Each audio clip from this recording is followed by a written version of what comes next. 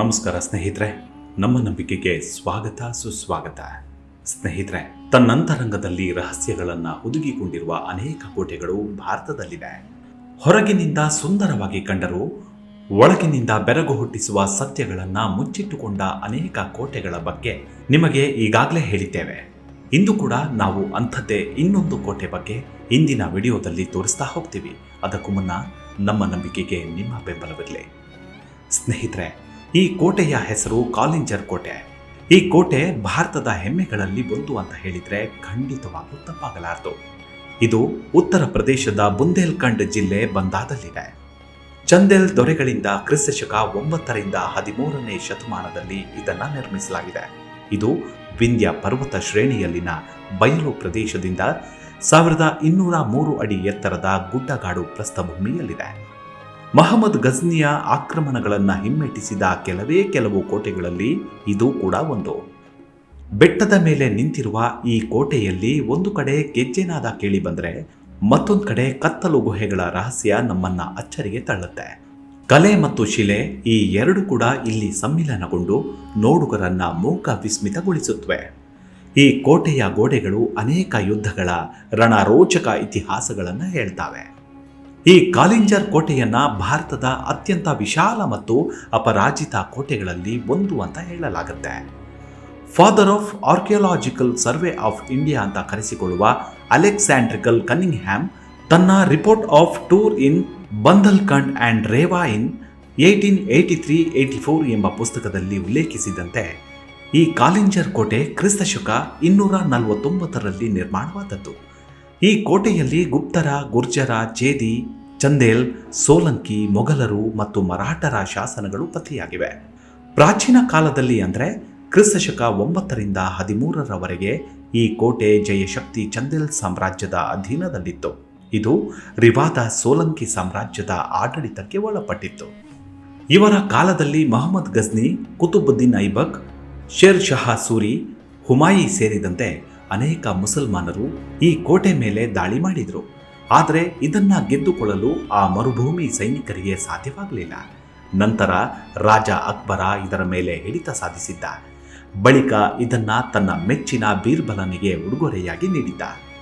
ನಿಮಗೆಲ್ಲ ತಿಳಿದಿರುವಂತೆ ಮೊಹಮ್ಮದ್ ಗಜ್ನಿ ಭಾರತದ ಮೇಲೆ ದಾಳಿ ಮಾಡಿದಾಗಲೆಲ್ಲ ಇಲ್ಲಿನ ಮಂದಿರಗಳನ್ನು ಒಡೆದು ಅವುಗಳನ್ನು ಲೂಟಿ ಮಾಡಿ ಸಾಧ್ಯವಾದರೆ ಅಲ್ಲೊಂದು ಮಸೀದಿ ಅಥವಾ ಮೇಲೆ ಗುಂಬಜ್ ನಿರ್ಮಿಸುತ್ತಿದ್ದ. ಸುಪ್ರಸಿದ್ಧ ಸೋಮನಾಥ ದೇಗುಲವನ್ನು ಕೂಡ ಇದೇ ಮೊಹಮ್ಮದ್ ಗಜ್ನಿ ನಾಶ ಮಾಡಿದ. ಆದರೆ ಇಂತಹ ನೀಚ ಗಜ್ನಿಗೆ ದೇಶದ ಹೆಮ್ಮೆ ಮತ್ತು ಹಿಂದೂಗಳ ಸಾಂಸ್ಕೃತಿಕ ನಿಧಿ ಎನಿಸಿಕೊಳ್ಳುವ ಖಜುರಾಹೋಗೆ ಅಲ್ಲಾಡಿಸೋಕ್ಕೂ ಆಗಲಿಲ್ಲ.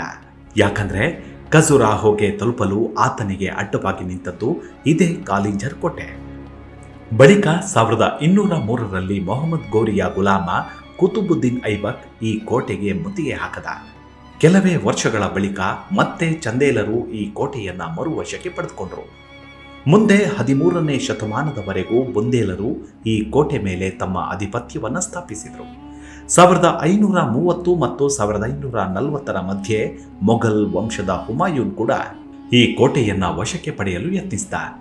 ಕೊನೆಗೆ 1545ರಲ್ಲಿ ಸೂರ್ ಮನೆತನದವರು ಈ ಕೋಟೆಯನ್ನ ವಶಕ್ಕೆ ಪಡೆದುಕೊಂಡರು. ಈ ಕೋಟೆಯ ಅಭೇದ್ಯತೆಗೆ ಮಾರು ಹೋಗಿದ್ದ ಬ್ರಿಟಿಷರು ಇದನ್ನ ತಮ್ಮ ಆಡಳಿತಾವಧಿಯಲ್ಲಿ ಜೈಲಾಗಿ ಮಾರ್ಪಡಿಸಿದ್ದು ಇದರ ಭಯಂಕರತೆಗೆ ಸಾಕ್ಷಿ ಎನಿಸಿಕೊಳ್ಳುತ್ತೆ. ಸ್ನೇಹಿತರೆ, ಈ ಕೋಟೆ ದಟ್ಟ ಅರಣ್ಯದ ಮಧ್ಯದ ಒಂದು ಬೆಟ್ಟದ ತುತ್ತ ತುದಿಯಲ್ಲಿ ನಿರ್ಮಿಸಲಾಗಿದೆ. ಇದನ್ನ ತಲುಪಲು ಯಾವುದೇ ಶತ್ರುಗಳಿಗೂ ಸಾಧ್ಯವಿರಲಿಲ್ಲ. ಈ ಕೋಟೆಗೆ ತೋಪಿನಿಂದ ದಾಳಿ ಮಾಡುವುದು ಕೂಡ ಅಸಾಧ್ಯವಾಗಿತ್ತು. ಈ ಕೋಟೆಯ ಗೋಡೆಗಳು 5 ಮೀಟರ್ನಷ್ಟು ಅಗಲವಾಗಿವೆ. ಇನ್ನು ಹೊರಗೋಡೆಯ ಎತ್ತರ 108 ಅಡಿ ಎತ್ತರದಷ್ಟು ಕಟ್ಟಲಾಗಿದೆ. 1540ರಲ್ಲಿ ಶೇರ್ ಶಹಾ ಸೂರಿ ಎಂಬಾತ ಮೊಘಲ್ ರಾಜ ಹುಮಾಯೂನನನ್ನು ಸೋಲಿಸಿ ಉತ್ತರ ಭಾರತದಲ್ಲಿ ಸೂರ್ ಎಂಬ ಸಾಮ್ರಾಜ್ಯವನ್ನು ಸ್ಥಾಪಿಸಿದ. ಬಳಿಕ 1544ರಲ್ಲಿ ಈ ಕಾಲಿಂಜರ್ ಕೋಟೆಗೆ ಮುತ್ತಿಗೆ ಹಾಕದ. ಈ ಕೋಟೆಯನ್ನ ಸುತ್ತುವರೆದಿದ್ದ ಅವನಿಗೆ ಇದನ್ನ ವಶಪಡಿಸಿಕೊಳ್ಳೋಕೆ ಸಾಧ್ಯವಾಗ್ತಿರಲಿಲ್ಲ. ಹೀಗಾಗಿ ಮೇ 22, 1545ರಲ್ಲಿ ತೋಪಿನಿಂದ ಈ ಕೋಟೆಯ ಗೋಡೆಯನ್ನ ಒಡೆಯಲು ನಿರ್ಧರಿಸಿದ. ಅದರಂತೆ ತೋಪು ಹಾರಿಸಲಾಯಿತು. ಆದರೆ ವಿಚಿತ್ರ ಅಂದರೆ ಆ ತೋಪಿನ ಗುಂಡು ಕೋಟೆಯ ಗೋಡೆಗೆ ತಾಕಿ ವಾಪಸ್ ಬಂದು ಈ ಶೇರ್ ಶಹಾ ಸೂರಿಯ ಡೇರೆಯ ಹತ್ತಿರ ಬಂದು ಬಿತ್ತು. ಅದು ಬಿದ್ದ ಏಟಿಗೆ ಈ ಶೇರ್ ಶಹ ಸೂರಿ ಸ್ಥಳದಲ್ಲೇ ಜೀವ ಬಿಟ್ಟಿದ್ದ. ಇನ್ನು ಈ ಕೋಟೆಯಲ್ಲಿ ಹಲವು ಪ್ರಾಚೀನ ದೇವಾಲಯಗಳಿವೆ. ಅದರಲ್ಲೂ 3ರಿಂದ 5ನೇ ಶತಮಾನದ ಮಂದಿರಗಳು ಅಂದರೆ ಗುಪ್ತರ ಕಾಲದ ದೇಗುಲಗಳು ಕೂಡ ಇಲ್ಲಿವೆ. ಇಲ್ಲಿರುವ ನೀಲಕಂಠ ದೇವಾಲಯವೇ ಇಲ್ಲಿನ ಪ್ರಮುಖ ಆಕರ್ಷಣೆಯಾಗಿದೆ. ಇಲ್ಲಿನ ಶಿವ ಮಂದಿರ ಪುರಾಣದ ಐತಿಹ್ಯ ಹೊಂದಿದೆ. ನಿಮಗೆ ಕ್ಷೀರಸಾಗರ ಮಂಥನದ ಗೊತ್ತಿದೆ. ಈ ದೇಗುಲ ನಮ್ಮನ್ನ ಸಮುದ್ರ ಮಂಥನದ ಕಾಲಕ್ಕೆ ಕೊಂಡೊಯ್ಯುತ್ತೆ. ಆ ಮಂಥನದಿಂದ ಪ್ರಾಪ್ತವಾದ ಅಮೃತವನ್ನ ದೇವತೆಗಳೇನೋ ಕುಡಿದ್ರು. ಆದರೆ ಅದರಿಂದ ಪ್ರಾಪ್ತವಾದ ವಿಷವನ್ನ ಮಹಾದೇವ ಕುಡಿದ. ತನ್ನ ಕಂಠದಲ್ಲಿ ವಿಷವನ್ನ ಧಾರಣೆ ಮಾಡಿಕೊಂಡ. ಇದೇ ಕಾರಣಕ್ಕೆ ಶಂಕರನನ್ನ ನೀಲಕಂಠ ಅಂತಲೂ ಕರೆಯಲಾಗುತ್ತೆ. ಆದರೆ ಇದು ಅಷ್ಟು ಸುಲಭವಾಗಿರಲಿಲ್ಲ. ಇಡೀ ಬ್ರಹ್ಮಾಂಡದ ವಿಷ ಸೇವಿಸುವುದು ಅಂದರೆ ಏನು ತಮಾಷೆನ? ವಿಷ ಕುಡಿದ ಬಳಿಕ ಮಹಾದೇವ ಈ ವಿಂಧ್ಯ ಪರ್ವತಕ್ಕೆ ಬಂದ. ವಿಷದಿಂದ ಉಂಟಾದ ನವೆಯನ್ನ ಕಡಿಮೆ ಮಾಡಿಕೊಳ್ಳಲು ಈ ಪರ್ವತ ಶ್ರೇಣಿಗಳಲ್ಲಿ ತಪಸ್ಸಿಗೆ ಕುಳಿತ. ಬಳಿಕ ನಾಗಕುಲದವರು ನೀಲಕಂಠನ ಹೆಸರಿನಲ್ಲಿ ಈ ಮಂದಿರ ನಿರ್ಮಿಸಿದ್ದಾರೆ ಅಂತ ಹೇಳಲಾಗುತ್ತೆ. ದೇವಾಲಯದ ಬಲಭಾಗದಲ್ಲಿ ಕೆಲವು ಮೆಟ್ಟಿಲುಗಳ ಕೆಳಗೆ ಬಂಡೆಗಳಲ್ಲಿ ಕೆತ್ತಿದ ಅತ್ಯಂತ ಅದ್ಭುತವಾದ ಕಾಲಭೈರವನ ವಿಗ್ರಹ ಇದೆ. ಇದು 24 ಅಡಿ ಎತ್ತರ, 17 ಅಡಿ ಅಗಲ ಮತ್ತು 18 ತೋಳುಗಳನ್ನು ಹೊಂದಿದೆ. ಈ ವಿಗ್ರಹ ತಲೆ ಬುರುಡೆಗಳಿಂದ ಮಾಡಿರುವ ಮಾಲೆಯನ್ನ ಹೊಂದಿದೆ. ಇನ್ನು ಈ ದೇಗುಲದ ಬಗ್ಗೆ ಪುರಾಣಗಳಲ್ಲೂ ಉಲ್ಲೇಖ ಇದೆ. ಇನ್ನು ನೀಲಕಂಠ ಮಂದಿರದ ಮೇಲೆ ಪ್ರಾಕೃತಿಕವಾಗಿ ಕಲ್ಯಾಣಿ ಇದ್ದು ಅದು ಯಾವತ್ತಿಗೂ ಕೂಡ ಬತ್ತುವುದಿಲ್ಲ.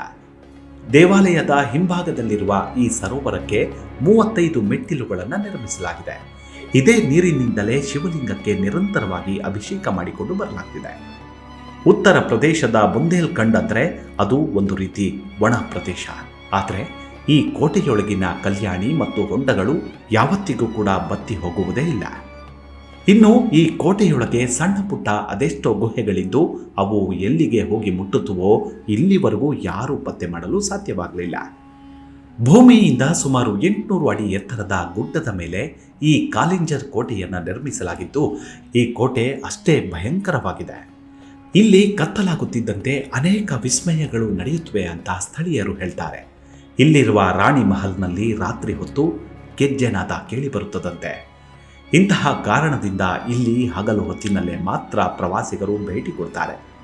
ಆದರೆ ರಾತ್ರಿಯಾಗುತ್ತಿದ್ದಂತೆ ಎಲ್ಲರೂ ಜಾಗ ಖಾಲಿ ಮಾಡ್ತಾರೆ. ಈ ಕೋಟೆಯ ಪ್ರವೇಶಕ್ಕೆ ಒಟ್ಟು 7 ದ್ವಾರಗಳನ್ನು ನಿರ್ಮಿಸಲಾಗಿದೆ. ಅಲ್ಲದೆ ಒಂದೊಂದಕ್ಕೂ ಒಂದೊಂದು ಹೆಸರಿಡಲಾಗಿದೆ. ಆಲಮಿಯಾ ಆಲಂಗೀರ್ ದ್ವಾರ, ಗಣೇಶ ದ್ವಾರ, ಚಂಡಿ ದ್ವಾರ, ಬುದ್ಧಭದ್ರ ದ್ವಾರ, ಹನುಮಾನ್ ದ್ವಾರ, ಇನ್ನು ಲಾಲ್ ದ್ವಾರ ಅತಿ ದೊಡ್ಡ ದ್ವಾರವಾಗಿದ್ದು ಪ್ರತಿಯೊಂದು ದ್ವಾರಗಳು ಒಂದಕ್ಕಿಂತ ಒಂದು ಭಿನ್ನವಾಗಿದೆ. ಆದರೆ ವರ್ತಮಾನದಲ್ಲಿ ಪ್ರವಾಸಿಗರ ಪ್ರವೇಶಕ್ಕೆ ಕೇವಲ 3 ದ್ವಾರಗಳು ಉಳಿದುಕೊಂಡಿವೆ. ಇನ್ನು ಇಲ್ಲಿನ ಕಂಬಗಳ ಮೇಲೆ ಶಾಸನ ಮತ್ತು ಲಿಪಿಗಳನ್ನು ಕೆತ್ತಲಾಗಿದೆ. ಕೆಲವರು ಇಲ್ಲಿರುವ ನಿಧಿಯ ಬಗ್ಗೆಯೂ ಬರೆದಿಡಲಾಗಿದೆ ಅಂತ ಹೇಳ್ತಾರೆ. ಆದರೆ ಯಾರು ಕೂಡ ಇಲ್ಲಿವರೆಗೂ ಅದನ್ನು ಹುಡುಕಲಿಲ್ಲ. ಇಲ್ಲಿ ಸೀತಾ ಸೇಜ್ ಎಂಬ ಹೆಸರಿನ ಒಂದು ಚಿಕ್ಕ ಗುಹೆ ಇದ್ದು ಅದರೊಳಗಡೆ ಒಂದು ಕಲ್ಲಿನ ಮಂಚ ಮತ್ತು ದಿಂಬು ನಿರ್ಮಿಸಲಾಗಿದೆ. ಅದೊಂದು ಕಾಲದಲ್ಲಿ ಸೀತೆ ಇಲ್ಲಿ ವಿಶ್ರಾಂತಿ ಪಡೆದಿದ್ರು ಅಂತ ಇಲ್ಲಿನ ಜನ ನಂಬ್ತಾರೆ. ಜೊತೆಗೆ ಇಲ್ಲಿ ಒಂದು ನೀರಿನ ಕಲ್ಯಾಣಿ ಇದ್ದು ಇದನ್ನ ಸೀತಾಕುಂಡ್ ಅಂತ ಕರೆಯಲಾಗುತ್ತೆ. ಕೋಟೆಯಲ್ಲಿ ಬುಡ್ಡ ಮತ್ತು ಬುಡ್ಡಿ ಎಂಬ ಹೆಸರಿನ 2 ನೀರಿನ ಬಾವಿಗಳಿದ್ದು ಅದರಲ್ಲಿ ಸ್ನಾನ ಮಾಡುವುದರಿಂದ ಅನೇಕ ಚರ್ಮ ರೋಗಗಳು ಗುಣಮುಖವಾಗ್ತವೆ ಮತ್ತು ಇದರಲ್ಲಿ ಸ್ನಾನ ಮಾಡುವುದರಿಂದ ಕುಷ್ಠರೋಗ ಕೂಡ ಗುಣವಾಗುತ್ತೆ ಅಂತ ನಂಬಲಾಗಿದೆ. ಈ ಚಮತ್ಕಾರಿ ಕೋಟೆಯನ್ನ ಪ್ರತಿಯೊಂದು ಯುಗದಲ್ಲಿ ಒಂದೊಂದು ಹೆಸರಿನಿಂದ ಕರೆಯಲಾಗಿದೆ. ಸತ್ಯಯುಗದಲ್ಲಿ ಕೀರ್ತಿನಗರ, ತ್ರೇತಾಯುಗದಲ್ಲಿ ಮಧ್ಯಗಡ, ದ್ವಾಪರ ಯುಗದಲ್ಲಿ ಸಿಂಹಲ್ಗಢ್ ಮತ್ತು ಕಲಿಯುಗದಲ್ಲಿ ಕಾಲಿಂಜರ್ ಹೆಸರಿನಿಂದ ಈ ಕೋಟೆ ಖ್ಯಾತಿ ಹೊಂದಿದೆ. ಕಾಲಿಂಜರ್ ಅಂದರೆ ಕಾಲವನ್ನ ಜರ್ಜರಿತವಾಗಿಸುವುದು. ಸಮುದ್ರ ಮಥನದಿಂದ ಬಂದ ವಿಷ ಸೇವಿಸಿದ ಶಿವ ಇದೇ ಜಾಗದಲ್ಲಿ ಕುಳಿತು ತಪಸ್ಸು ಮಾಡಿ ಕಾಲದ ಗತಿಗೆ ತಡೆ ಹಿಡಿದಿದ್ದ. ಅದಕ್ಕಾಗಿ ಕಾಲಿಂಜರ್ ಕೋಟೆ ಅಂತಲೂ ಕರೆಯಲಾಗುತ್ತೆ. ಇದಿಷ್ಟು ಕಾಲಿಂಜರ್ ಕೋಟೆ ಮತ್ತು ಇಲ್ಲಿನ ನೀಲಕಂಠ ಮಹದೇವನ ದೇಗುಲದ ಕುರಿತಾದ ಒಂದಷ್ಟು ಮಾಹಿತಿ. ಮುಂದಿನ ವಿಡಿಯೋದಲ್ಲಿ ಮತ್ತೆ ಭೇಟಿಯಾಗೋಣ. ಅಲ್ಲಿವರೆಗೂ ನಿಮ್ಮ ಆರೋಗ್ಯದ ಕಡೆ ಗಮನವಿರಲಿ. Take care. ನಮಸ್ಕಾರ.